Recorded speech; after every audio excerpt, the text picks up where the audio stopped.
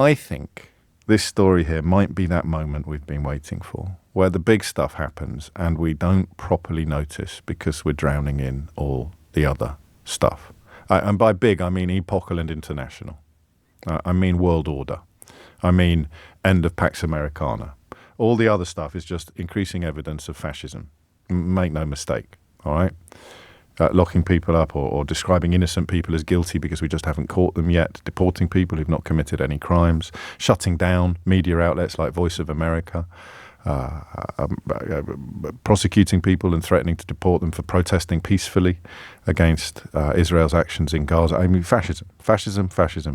But if you're not seeing it yet, then you're a fan of it. It's over. The hope, the pretense, the conversation about whether it is or whether it isn't, it just is. Yeah, calling Volodymyr Zelenskyy a dictator, trying to humiliate him in the White House. This is not negotiating tactics or the art of the deal, a book, of course, he didn't even write and hasn't read, but upon which his reputation rests among the, what do you even call them? But this is mad, right? And remember, because he has such power, you cannot just ignore him. Whether you're me, or whether you're Volodymyr Zelenskyy, or whether it's you. You cannot ignore someone wielding such enormous power, tempting though it may be to switch off occasionally. But yesterday he asked for Ukrainian power plants. He literally suggested that Ukraine should hand over its power plants to the United States of America.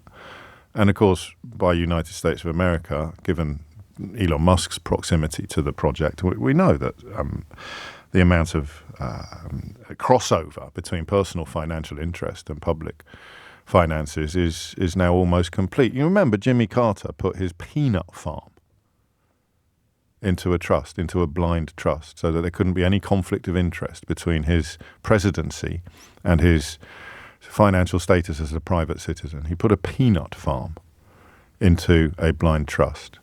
Trump continues to use and promote his golf courses, his hotels, and way beyond that in the context of his own presidency. He sees it as, among other things, a money-making exercise. And this seems to me to be one of those moments that the flooding of the zone is designed to disguise. Listen, I could be wrong. Of course I could. But I haven't been yet on Trump or Brexit or Boris Johnson or Liz Truss or austerity. I could be wrong on this.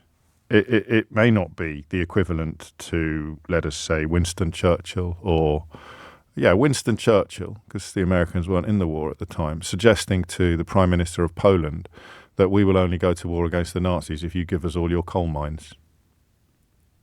You give us all the profits from your coal mines. We'll come and fight for you if you let us have the coal mines. Nazis move into France, on the phone to de Gaulle. Yeah, all right, we'll help. I suppose you'd have to deal with Vichy, wouldn't you? We'll help. Just give us all your coal mines. Oh, can we have the Eiffel Tower as well while you're at it? I'll tell you what, we'll just take the Champs-Élysées. Give us Versailles.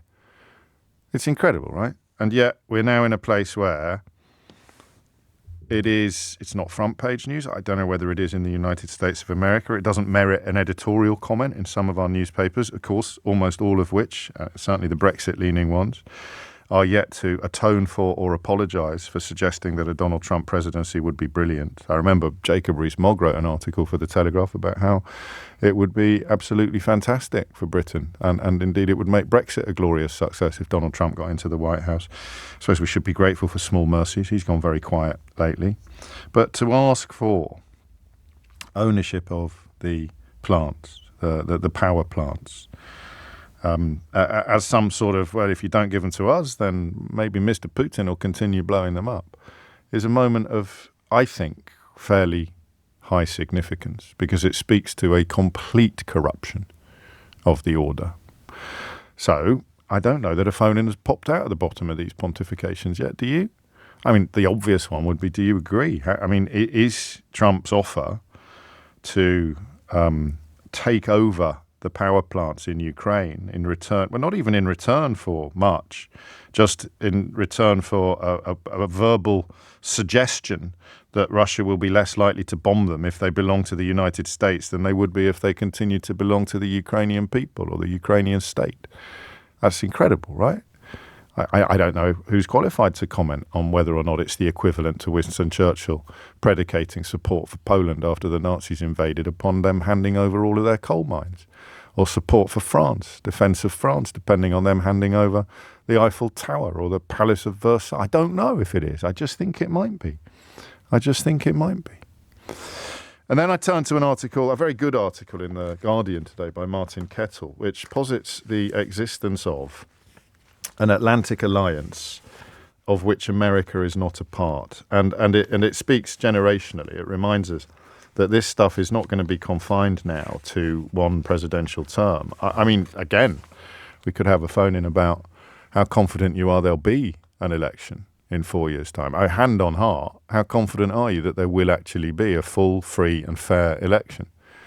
The next time it is due in the US election cycle. We may get an indication of how likely that is next year in the midterms. But this headline here, Europe can build a new NATO and it doesn't need Trump. An Atlantic alliance without the United States. It sounds like a contradiction in terms. Hamlet without the prince. Yet this is the improbable, disjunctive world that we now inhabit. It is one in which our children and our grandchildren will live their lives. So there are two questions popping out the bottom of this pontification monologue. It's not a rant, is it? I'm far too chill today for it to be called a rant. But the first is, that's just true, isn't it? It's incredible, still incredible. We're only 2 months in, and we need to see the world through entirely different lenses. We need an Atlantic alliance, a Western alliance, without the United States.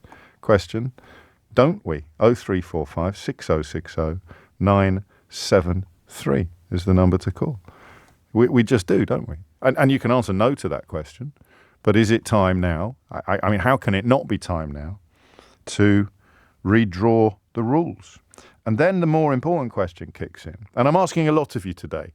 Again, I'm going to warn you that I mean, I'm glancing at the clock. Keith's looking a bit sweaty.